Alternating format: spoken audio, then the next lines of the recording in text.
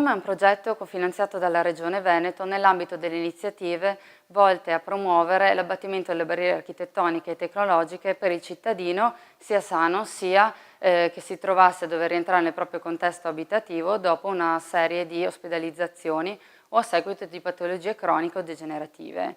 In particolare, la chiave di volta di questo progetto è la cooperazione in un gruppo di lavoro multidisciplinare, all'interno del quale il Consorzio Arsenal ha fornito le proprie competenze in ambito di standard biomedicali, profili HE inerenti al telemonitoraggio e alla telemedicina.